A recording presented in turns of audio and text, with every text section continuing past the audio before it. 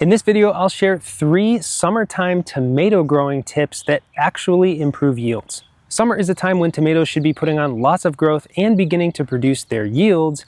So there are some things you can do in the garden to help them grow as quickly as possible, avoid diseases and pest problems, and ultimately give you the largest usable harvest. Let's jump right into it, and the first thing you should be doing in summer is feeding your plants regularly. Summer is when tomatoes are going into their production mode, when they're beginning to flower and form early fruits, and things shift a little bit at this time. They stop using a lot of nitrogen and start using more potassium to produce those fruits. Now, before I get too deep into it, the easiest way to do this is to just apply an all-purpose fertilizer around the base of your plants every 3 to 4 weeks or so for in-ground plants. You can also use something like compost or manure, something that has a nice, rich, balanced nutrient blend, because even though potassium does become more important later in the season, the plant still does need nitrogen and phosphorus to do its job. If you just want to use a single fertilizer, I'll leave some links down below to some that will work for tomato plants. We like to use granular organic fertilizer because it keeps it really simple, and you just come out once a month or so and sprinkle it around the base of the plants, scratch it into the soil, and cover the soil back up with mulch. If you prefer, you can also fertilize with liquid nutrient, and a lot of people will actually dilute the fertilizer in water to a very low concentration and fertilize with every watering. That can be a lot more time consuming and more labor intensive.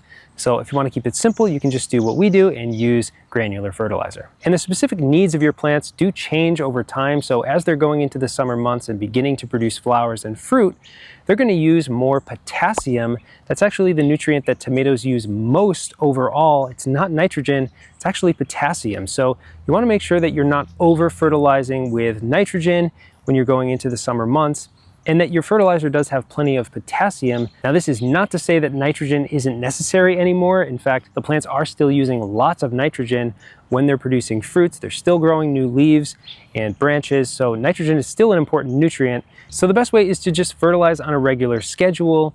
But if you do notice things like yellow leaves, this may indicate a nutrient deficiency. So the quickest way to correct, say, a nitrogen deficiency is to apply some sort of liquid fertilizer that's immediately available to the plants, and also supplement that with something slow release. Before I get to the next summer tomato growing tip, we have a free tomato growing ebook that walks you through our entire process of growing tomatoes from seed to harvest. If you want to get that for free instantly, just sign up to our email newsletter in the description below. The next thing you can do for your tomatoes in summer is to water less often. Now, this may sound counterintuitive. Summer is the hottest time of year and your tomatoes are drinking lots of water. But what I mean is to water less frequently, but when you do water, water deeply and for a longer duration. This allows that water to penetrate deeply into the soil, which creates a more robust and large root system for your tomato plants. And this makes them more resilient to drought as the season goes on. Poor consistency in watering is the #1 reason that your tomatoes end up with blossom end rot, which is a very common issue. And you can basically prevent this altogether by watering more evenly. Some other things to keep in mind when watering: always water at the base of your plants rather than over the leaves. And no, this isn't because the sun will create a prism effect and burn the leaves through the water droplets. The real reason is to prevent diseases and prevent existing pathogens from spreading to other parts of your plant. Water is important for pathogens to reproduce and to spread. So if you water over the surface of the leaves, you're just going to be encouraging existing problems to spread across your plants and into other parts of your garden. Of course, you can't prevent rainfall from landing on your tomato leaves, but that's why when it's a particularly wet season, our tomatoes usually do end up with more disease.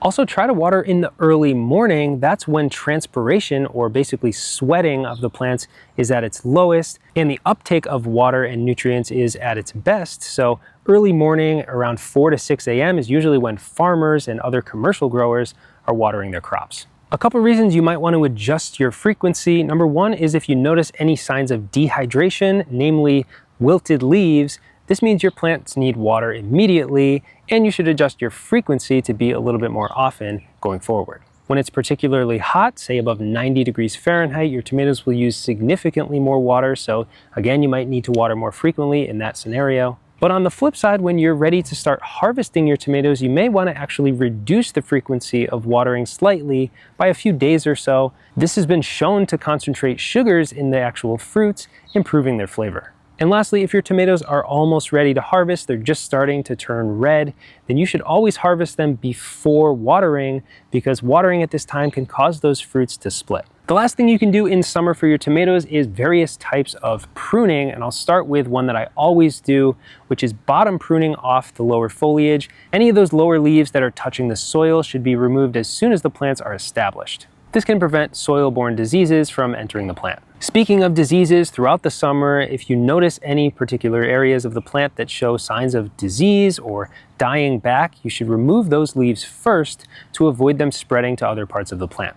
Another type of pruning that I consider to be sort of maintenance that I do on most tomato plants is removing excess foliage to open up the canopy and improve airflow throughout the plant. Again, the goal here is to prevent diseases from getting into your plant and ruining your future harvests. And I usually do this every 2 weeks or so, no more often than that, because you want to give the plant time to regenerate new leaves and continue growing larger. The last type of pruning is one you've probably heard of, which is removing suckers from your tomatoes.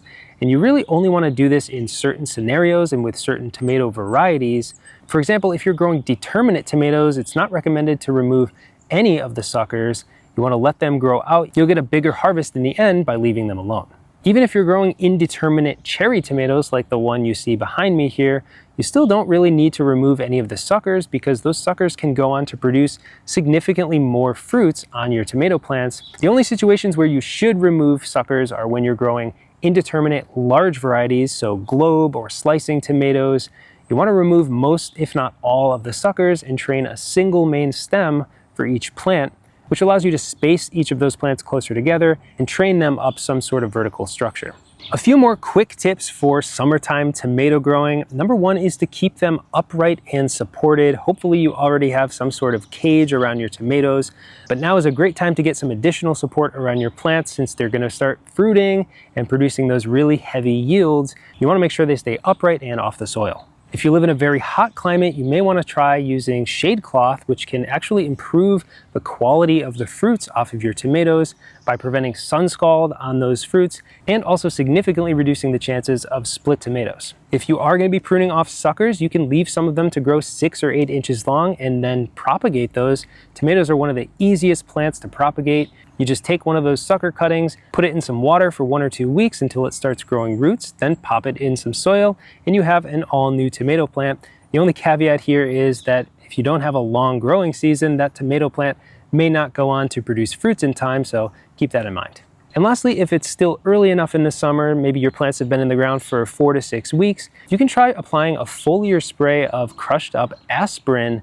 This has been scientifically proven to actually reduce disease in the plants over the course of the season. Now, it's really important to do this early in the season before the plants have actually developed any disease problems, but essentially this works by initiating the plant's defenses early in the season, getting them primed and ready for disease when they're introduced. I hope this video helps your tomatoes go on to produce huge yields for you this summer. Let me know if you have any additional summer growing tips down in the comments below. Thanks for watching Geeky Greenhouse, and I'll see you soon.